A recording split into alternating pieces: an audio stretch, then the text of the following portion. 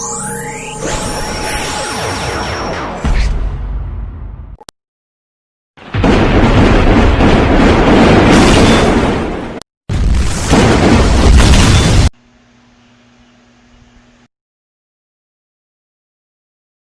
down this road, they were heading to go catfishing on Friday night before they were killed, and Sheriff Grady Judd calling this one of the worst crime scenes that he has ever seen. All of this happened Friday night around 10 o'clock when Damian Tillman, Kevin Springfield, and Brandon Rollins were going fishing off Lake Streety Road. These folks appear to be beaten and shot. Did you hear me? Beaten and shot.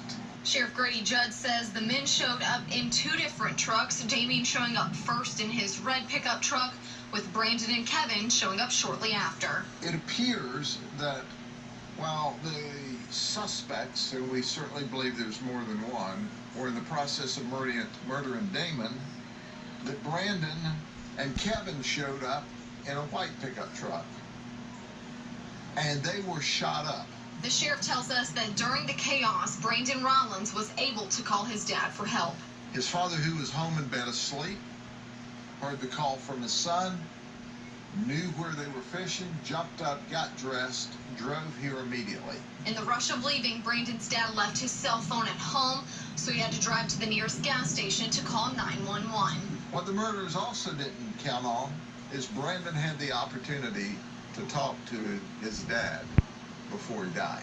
The sheriff tells us that they are looking for possibly more than one suspect in this case, and of course that's where the community comes in. He says they need help from everyone. If you have any information as to what may have possibly happened here on Friday night, you are asked to call the Polk County Sheriff's Office, or you can remain anonymous and call Crime Stoppers.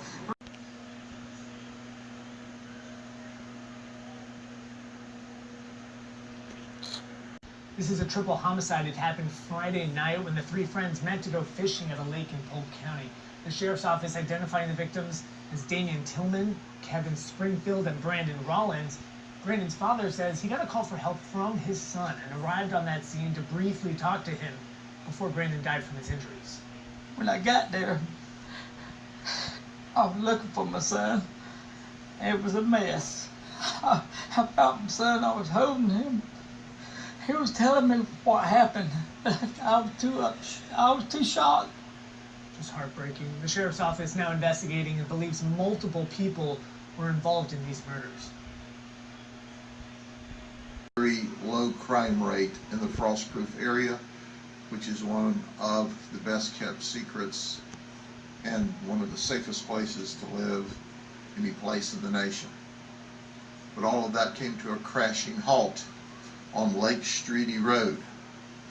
When we found these people, our victims, massacred, literally massacred, we thought, my goodness, what could have happened there? Well, we know now. I'm going to introduce you to the people that were responsible for that. Then I'm going to give you a timeline. So this is going to take a couple of minutes, and you pick from it what you need. Here on, this is the trigger man. This is the guy who directly did the damage. His name's Tony Wiggins. He's known as TJ. He's 26 years of age. This is Mary Whitmore. She's 27 years of age, and she is the girlfriend of Tony Wiggins. And this is Robert Wiggins. He's 21 years of age, and he's the brother, obviously, to TJ. But let me stop for a minute and give you a little history on TJ. TJ is someone who his criminal history should shock your conscience. It does mine. TJ started to be arrested when he was 12 years old. He is currently only 26 years old. TJ has 230 felony criminal charges in his arrest history.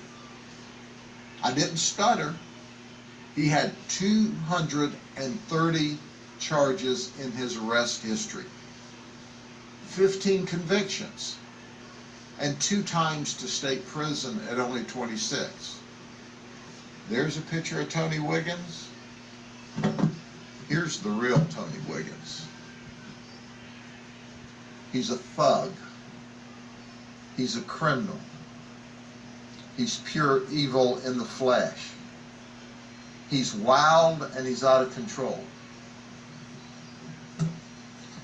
Mary has zero criminal history. Zero. Robert has one misdemeanor arrest. Virtually no arrest. Tony, 230 felony charges. They all are from the Lake Wells and Frostproof area, as was our victim. When we started receiving Crime Stopper tips, and we received them to the point that the call center said we had to bring in extra help. We had people calling from all over the nation about ideas and helping us investigate the crime and what they believed and psychics.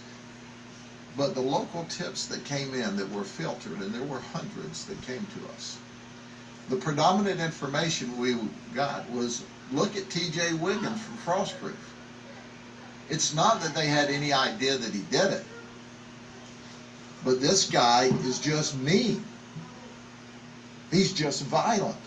He's currently out on bond for breaking a guy's arm with a crowbar during a fight, waiting to go back to trial on other felony charges. This is a guy who they said will just walk up and punch you for no reason, or no reason to you, certainly a good reason to him. You look at the Florida statutes as it appears with criminal conduct, he's got some arrest history. Everything from burglary and theft to aggravated battery to resisting law enforcement officers to battery on law enforcement officers to battery on people that are 65 years or older, the elderly. He's just wild and hostile. And the people of Frostproof said, look at him. But let me tell you, as I introduce you to these folks, and I start through the timeline, what occurred. When our crime scene folks and our detectives were working the original crime scene, what we noticed in the truck, in Damien's truck, and understand when I talk today, Damien was in the red pickup truck, and the white pickup truck had our other two victims in there, Kevin Springfield and Brandon Rollins. Kevin was driving the white pickup truck, Brandon was riding in the white pickup truck, and Damien was driving his red pickup truck. The three of them decided to go to the lake to fish. What's more wholesome than three friends, three close friends, fishing together in Frostproof on a Friday night? And that's what they were doing. But first, Damien stopped at the Dollar General store. And we figured that out because we saw a Dollar General bag in the victim, Damien's truck. And there were things that he purchased there. So we went to Dollar General, and I want to tell you, when you look at a professional business that was totally cooperative with us, it's Dollar General. Dollar General always works well with us because, you know, they want good customers and they don't care for criminals stealing their stuff or certainly committing murders. What we saw when we pulled the videotape was Damien standing in line to check out. The person behind him in line to check out is, newsflash, TJ. The person behind TJ is Robert. And we also determined that Mary was in the store. So let's go to a timeline. At 21:56 hours, we call that 9:56 in the evening, Damien is checking out of the store with his product. He is followed out of the store by TJ, who checks out about 15 seconds later. And he's also followed by his brother and his girlfriend. At 10:06 p.m., only 10 minutes later, Brandon, who is now in the white pickup truck, frantically calls his dad and says, "Help." And I've already talked to you how Dad ran to the scene only to find the massacre at the scene. What we know is that Damien drove directly to the lake from Dollar General to meet his friends, Kevin and Brandon. What we know is that as a result of that, the murder occurred in short order, in less than 10 minutes. So we have all three of the suspects in the store with Damien and checking out 10 minutes before the frantic call for help. So our detectives now confirm that, hey, this guy Tony, or TJ, that we've received tips from, is standing in line with and had a conversation with Damien in the store. We don't have the conversation because there's no audio, but from body language it was not violent or animated. It was just a normal conversation. But our detectives on Monday found our suspects.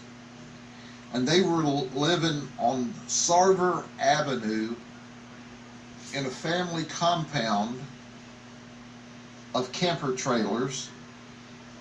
And this is in the woods outside of Frostproof.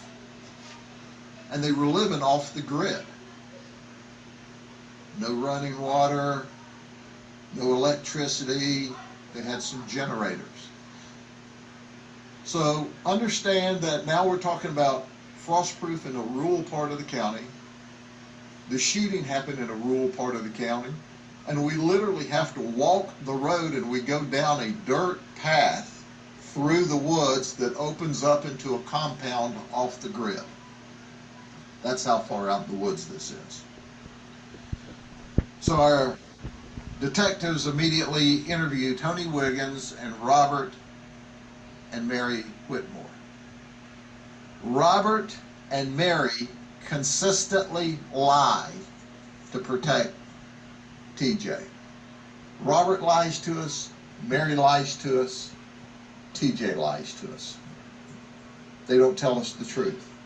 The only common thread during their interviews, otherwise the stories are all over the place, from different vehicles to where they went to they didn't go any place, but they agreed on one thing. They went to McDonald's and ordered 10 double cheeseburgers and 2 McChicken sandwiches. That's the only thing. So on Monday we executed a search warrant at the compound.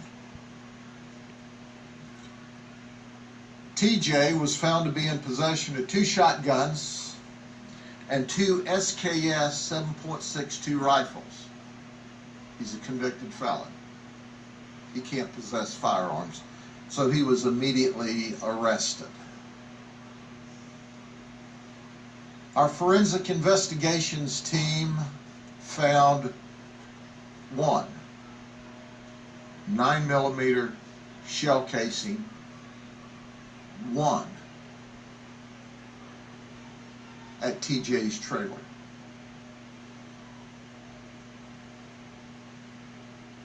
The Florida Department of Law Enforcement said from the very beginning, I had 2 conversations with the commissioner this weekend. He's a dear friend of mine. He said, Grady, FDLE's here to do anything you need. And I told you about them chipping in $10,000 to help. He says, our lab's at your disposal. I called him Monday afternoon. I said, we need to compare